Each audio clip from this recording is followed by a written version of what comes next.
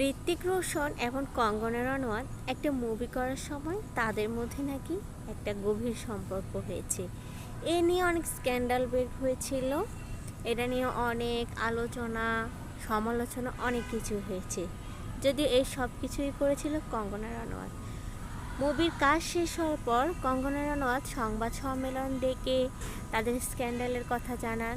তিনি জানান 30 দিনে ঋত্বিক রোশন তাকে অনেক অনেক রোমান্টিক মেসেজ পাঠিয়েছে, মেল করেছে, তাদের মধ্যে একটা সম্পর্ক আছে। তো সেটা নিয়ে অনেক হইচই অনেক কিছু হয়, মানে পুরা তোলপাড় অবস্থা চলে কঙ্গনা রানাওয়াত।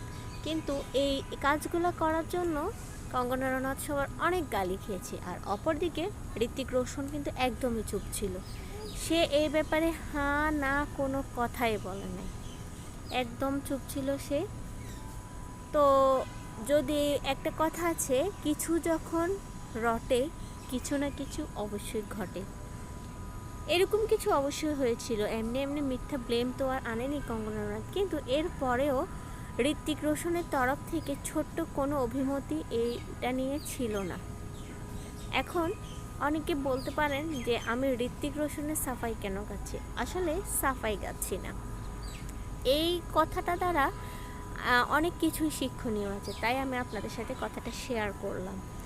এখানে ঋত্বিক রোশনেরও অবশ্যই দোষ ছিল, কঙ্গনা রানাওয়াত তো আর একা একা তার সাথে সম্পর্কে জড়ায়নি, দুজনে মিলিয়ে তো তাদের মধ্যে কিছু একটা হয়েছিল। কিন্তু এত কিছু হওয়ার পরও ঋত্বিক রোশন তার তরফ থেকে পজিটিভ কিংবা নেগেটিভ কোনো কিছুই কিন্তু কাউকে জানায়নি। তারা বললাম এজন্যই যে আমাদের জীবনে এমন কিছু মানুষ থাকে যাদের কাজ হচ্ছে আমাদেরকে নিয়ে নেগেটিভ চিন্তা করা, আমাদেরকে নিয়ে নেগেটিভ কথা বলা। যত যাই আমি করি না কেন, আমি যত ভালো হই না কেন, তারা কোনো না কোনোভাবে আমার মধ্যে দোষই খুঁজে পাবে। আমার কাজগুলো ভালো হলেও তারা দোষ পাবে, আমি যেভাবে চলি না কেন তারা সেটাতে নেগেটিভিটি খুঁজে পাবে। যার দেখতে ভালো না তার সব কিছুই বাঁকা লাগে, এটা একটা কথা আছে না, এমন আর কি।